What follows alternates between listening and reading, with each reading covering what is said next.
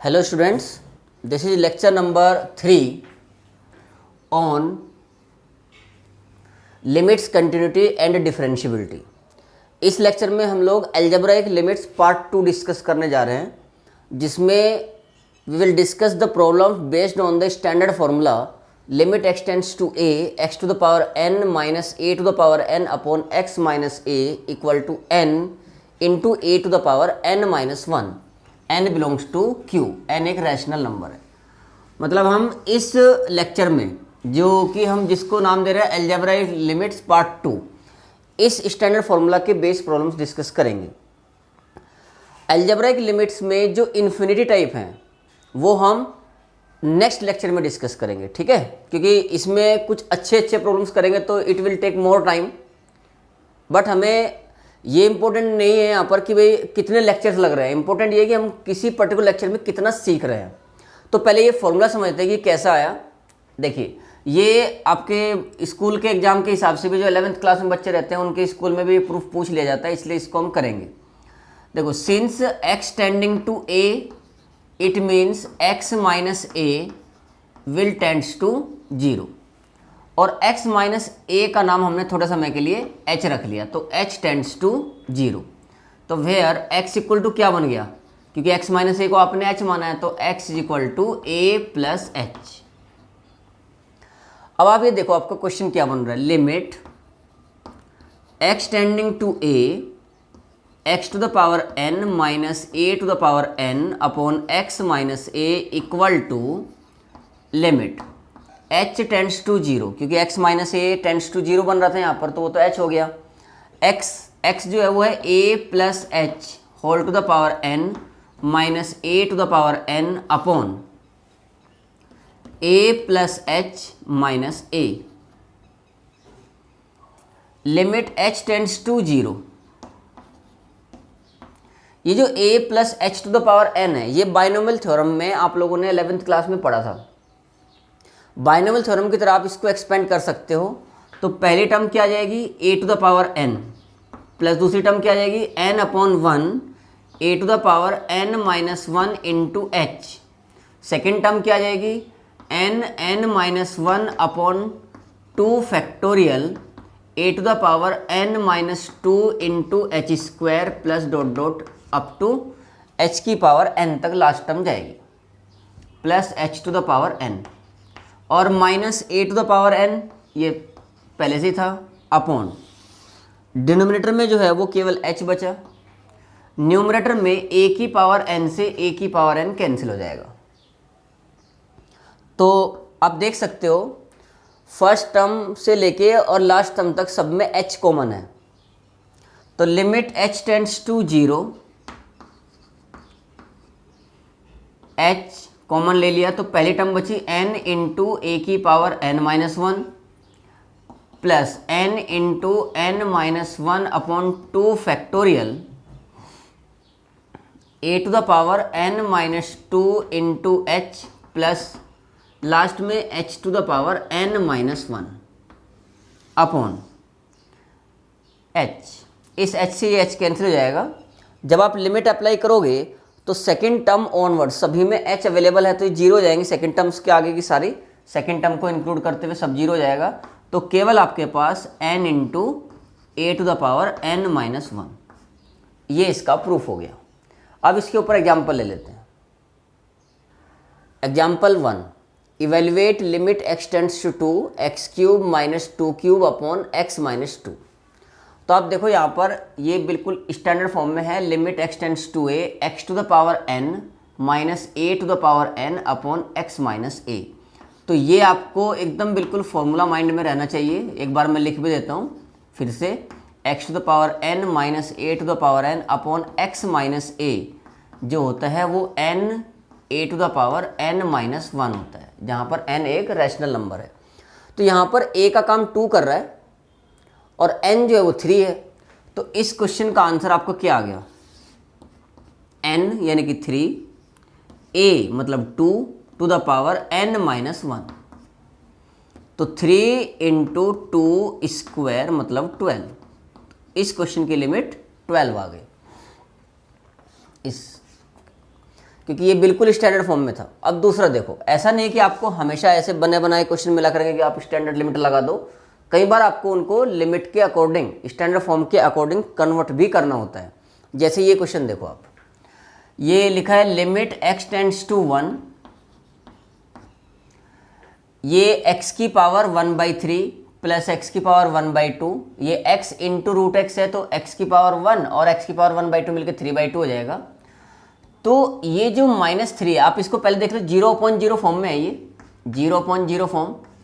तो ये जो -3 है इसका एक एक 1 इन तीनों के साथ में बांट लो, तो इससे क्या हो जाएगा, ये जो पहली टर्म थी x की पावर 1/3 और ये -1 प्लस x की पावर 1/2 और ये -1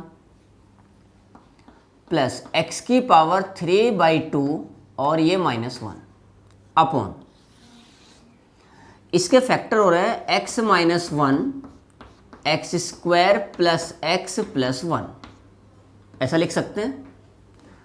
ऐसा हमने इसलिए लिखा ताकि ये जो है x की पावर n माइनस a की power n upon x minus a की फॉर्म में दिखे। So limit x tends to 1। अब एक बात देखो आप,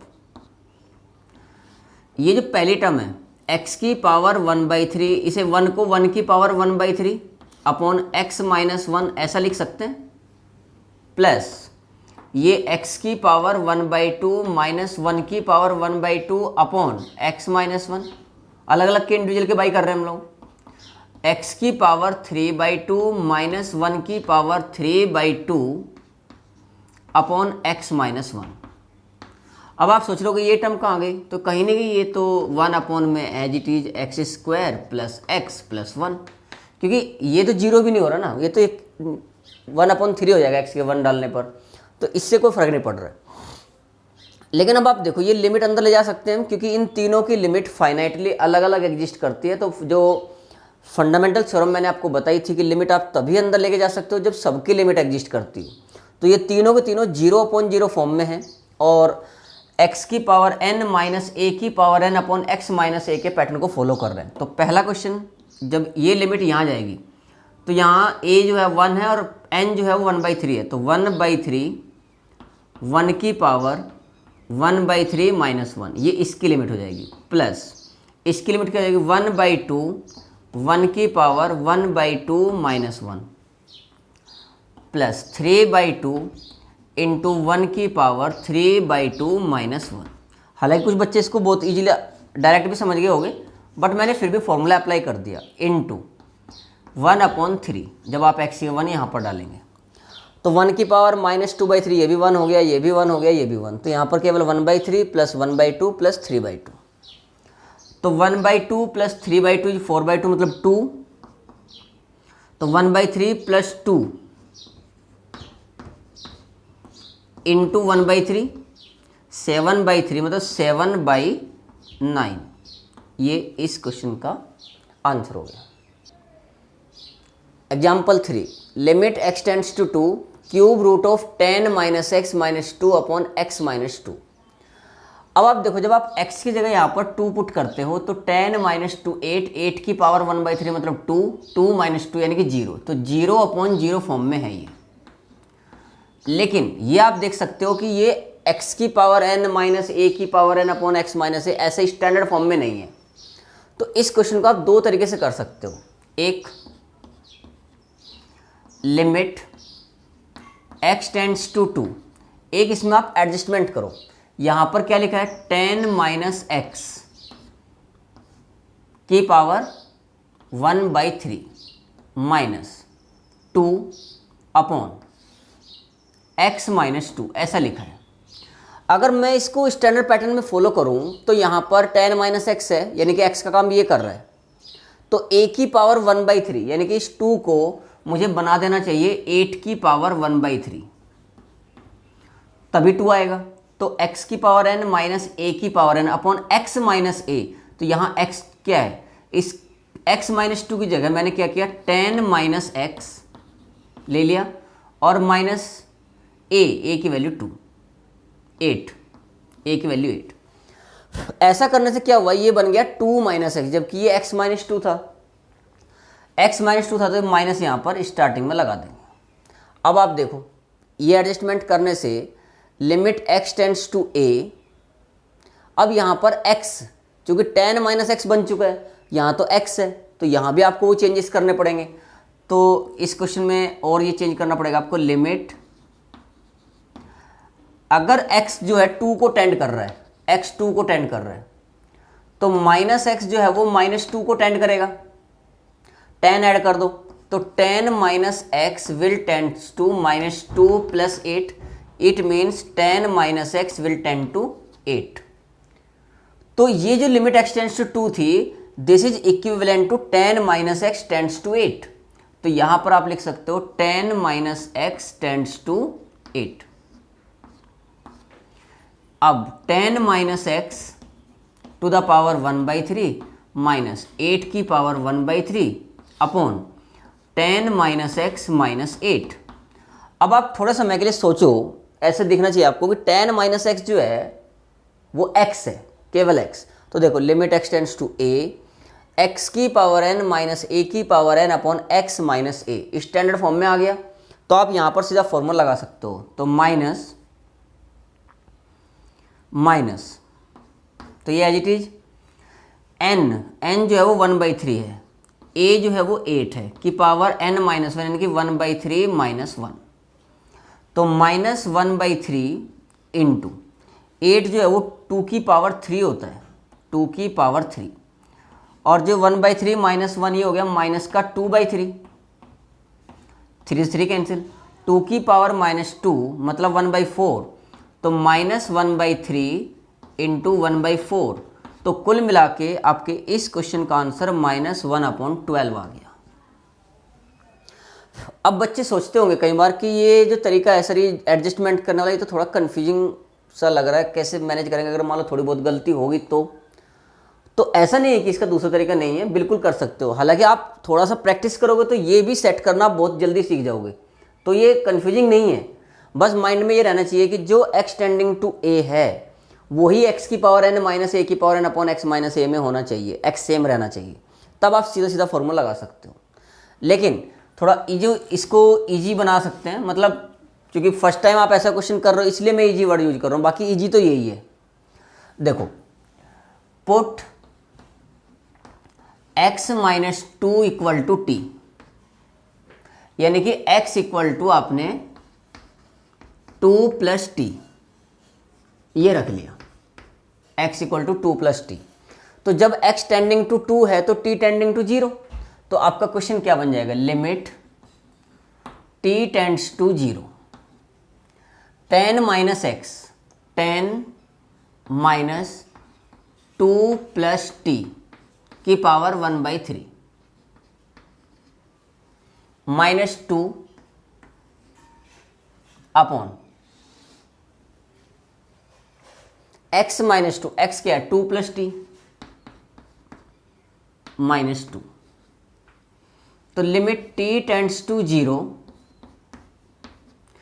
ये क्या बन गया 8 - t की पावर 1/3 माइनस ये जो 2 है इसे आप 8 की पावर 1/3 ऐसा लिख सकते हो, अपॉन यहां पर केवल t रह गया, इस t को भी आप ऐसा लिख सकते हो 8 - t -8, ताकि ये इसी फॉर्म में दिखे। यहां पर 8 - t करने से क्या हुआ, बच तो t रहा था लेकिन हमने -t कर दिया, इसलिए यहां पर ये माइनस आपको लगाना पड़ेगा ताकि बैलेंस हो जाए। तो माइनस, अब आप देखो स्टैंडर्ड फॉर्म में आ गया है, 8 - t जो है वो चूंकि t टेंड्स टू 0 है तो 8 - t विल टेंड टू 8, तो आंसर आ गया 1/3 8 की पावर -2/3, मतलब अगेन सेम -1/12। तो ये आपको खुद से डिसाइड करना है कि आपको कौन सा तरीका ज़्यादा कंफर्टेबल लगता है, बाकी दोनों ही इजी हैं और अच्छे हैं। नेक्स्ट क्वेश्चन पे चलते हैं।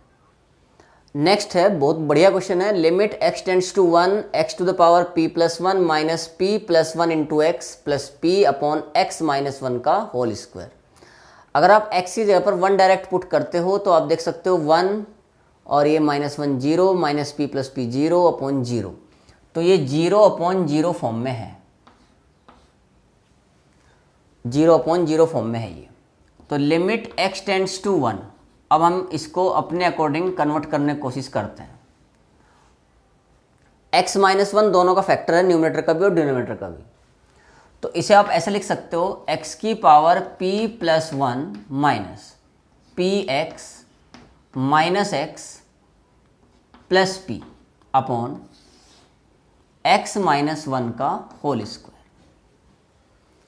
फर्स्ट और थर्ड टर्म एक साथ ले लो, तो limit x tending to one, जब आप फर्स्ट और थर्ड टर्म को लोगे तो x की power p plus one minus x में x कॉमन आ जाएगा और यहाँ पर आपके पास बचेगा x की पावर p माइनस वन।